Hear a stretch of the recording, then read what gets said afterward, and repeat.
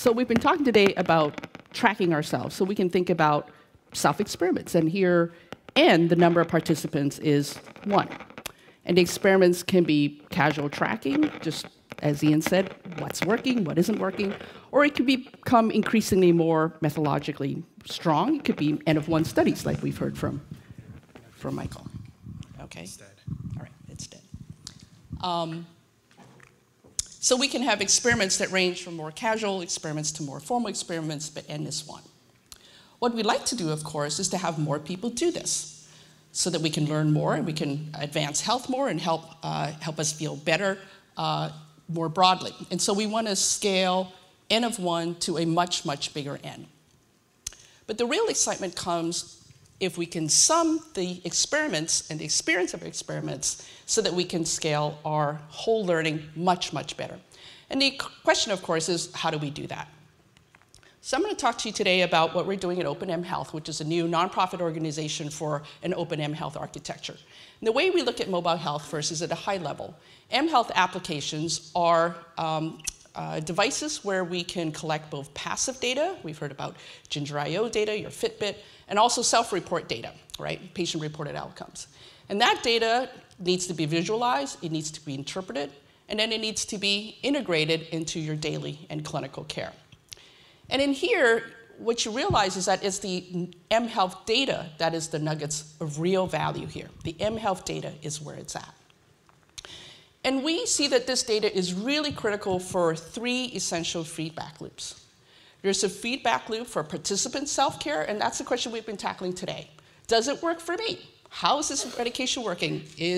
Are my treatments working for my IBD? On the right-hand side, and this is where self-experimentation happens, is up in that upper left participant self-care loop. On the right-hand side is clinical care. I'm a doctor. I've just put somebody on antidepressants last week, and I'd like to know how she's doing. And I don't actually want to wait, a month or 3 months to see how she's doing. So I might want to know how she's doing in a much finer time frame, and I might want to intervene. I might want to ask her, your side effects look like they're really increasing. Maybe I might intervene in her own self-care loop. Maybe I'll give some encouragement. Maybe I'll make a dosing change. So those loops are starting to relate to each other. Finally, data can also act as research evidence. Down at the bottom there, where we're starting to aggregate, as we've talked about earlier, to really generate some knowledge about what works, what doesn't work, in which context for which people. And of course, the data in all these loops should propagate to each of the other loops so that we have a learning healthcare system. And it's vital that these 3 feedback loops happen by themselves, but also that they augment each other. The problem is that these feedback loops in mHealth aren't happening nearly as fast or as well as they really should. And part of the reason is that mHealth data is actually data that's really new for us in the healthcare system. It's large volume, right? It's self-reported data. It's data that's collected with very high frequency. We don't really quite know what to do with it. There are a lot of gaps, there's a lot of noises. We talked earlier about people who don't want to track when they're feeling well, and they track when they're feeling sick. Well, what's the baseline? What if you didn't track because you were very sick and there was a lot of dropped data? How do we account for that? How do we account for the fact that your battery keeps running out? It happens with me. What do we do with gaps, with noises? How can we learn from other data? So it's actually not a trivial question at all. And in fact, it's that problem of making sense of the data, of pulling out features, extracting patterns, making sense of that data that's really challenging. And as an ecosystem, mHealth is struggling to develop tools and techniques for sense-making of the various kinds of data that we have. And without that better sense-making to drive these feedback loops, the question is, are we going to end up at not the plateau of productivity, which is where we'd like to be, but rather the plateau of diminished promise? I'm sure you've seen this as the Gartner hype graph. So it is in that opportunity gap between the plateau of productivity and plateau of diminished promise where OpenM Health says that's where we're trying to go. And what we're trying to do is to move the trajectory of mobile health, and indeed of self-experimentation, from the plateau of diminished promise and kind of move it up towards the trajectory of plateau of productivity.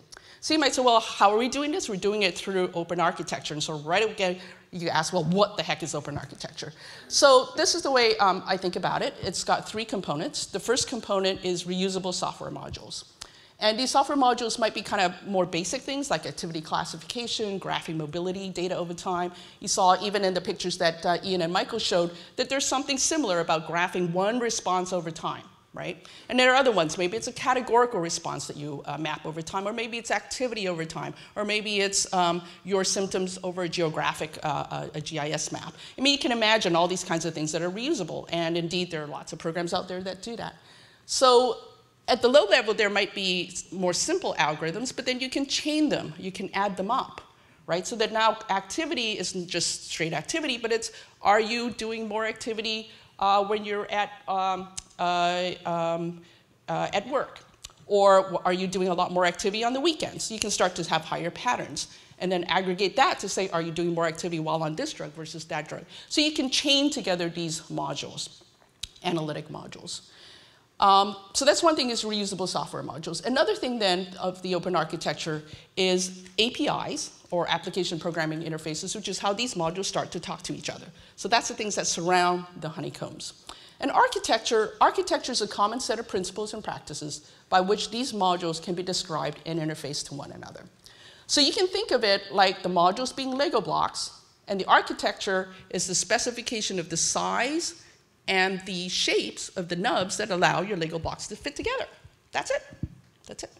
So with that, you can actually put together different modules. And some of these modules can be open, and some of them can be closed, proprietary. That means that companies can actually share in the commons, right? And also keep proprietary what they consider to be their secret sauce.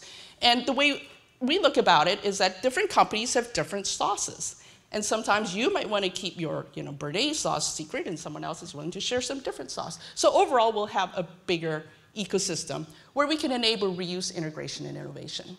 So what that allows us to do is you can swap out a module, replace it with a better module, right? So long as it fits in the API, you can mix and match. You can add a new module. It could be an open module. It could be a closed module. And in that sense, we can grow and learn and innovate together. Some of these modules may not be analytic modules, algorithmic modules. They may be data storage modules. And what we can do then is put everything together so that we can get further together faster. At O&M Health, we have two major projects right now. One is on post-traumatic stress disorder with the VA, and we're doing self-report and visualization, and those are reusable modules that we have up on GitHub.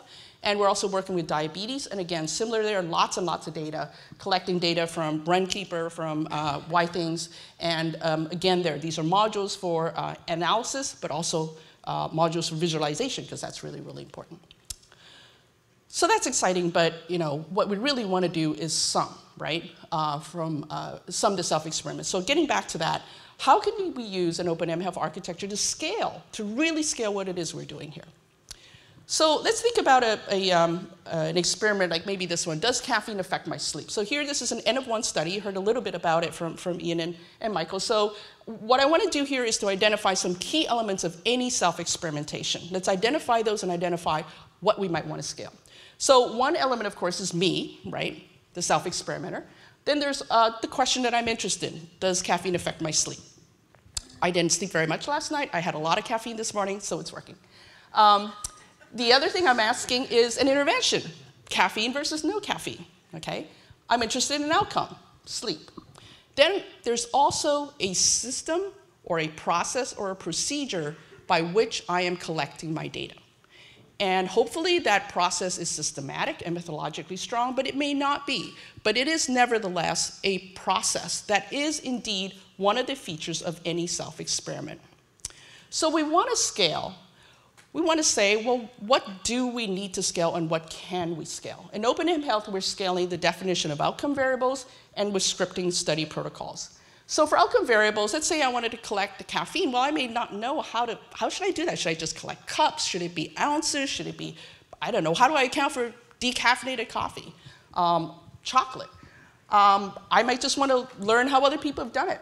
For sleep, clearly there are a lot of definitions of sleep. I'm not sure I want to reinvent them. And besides, there are lots of different monitors out there. I don't really know which one there is, and I don't want to be tied to any one monitor. And I don't want to have to build an API to get that data from every single different device out there either. I would just like it to be there and just say, I want sleep, and whatever monitor is, I get that data in, okay? That's the kind of reuse that we would want. And of course, there are new variables that we haven't even thought about. that will be coming in the next months and years. And if we could do that and share it, we would learn more and innovate more together. So there's a whole bunch of stuff about how we can share outcome variables. Scripting study modules, so study protocols. I just heard yesterday, I got a R01 funded, from National Institute of Nursing Research, yay, on chronic pain. So we're going to be building out the modules for scripting N of 1. What is your intervention? How many cycles of AB do you want? How long is the duration? What are the standard outcomes? Okay, so we are building that infrastructure out so that we can all share them. You can share them by yourself. You can share them to build a company. Talking to a number of companies who are very interested in using our architecture and helping us build it. So the most exciting thing, of course, is to aggregate the data together. So how do we sum the data? Well, for that, first of all, we need to make the findings comparable. We need to make them apples and apples so that we can really aggregate. And there, the measures need to be standardized. And it's really boring. I started out in informatics thinking standardization, I'm never ever going to do that. It's so boring. But it is absolutely critical. Okay? So we want to build out libraries of standard measures. So the PHQ-9 for depression, PROMISE, it's an NIH project.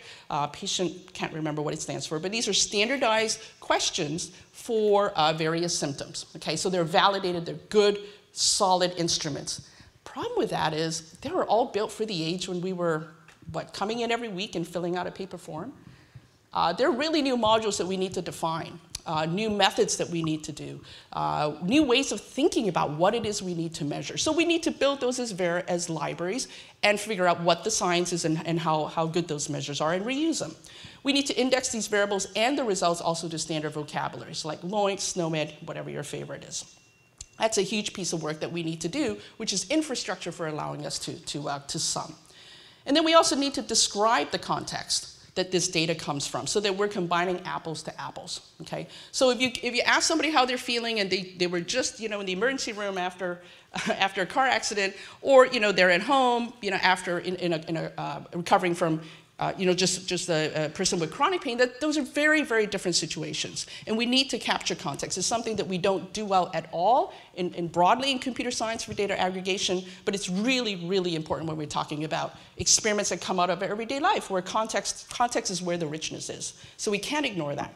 So at OpenM Health, we're building out reusable modules and APIs for describing who the N is, right? What are your demographics? What are your important clinical features? Your study approach? Is this just a casual experiment? Is this a very formal N of 1 experiment?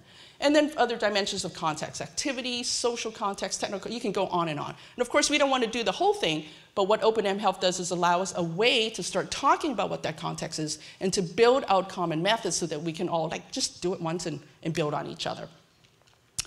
So what we have here then is that we want to make self-experimentation a really powerful part of that self-care loop in the upper left. And through OpenM Health as an open architecture, we want to make self-experimentation a powerful loop that's part of the other powerful loops throughout all of M Health so that we can advance our health at scale. Thanks.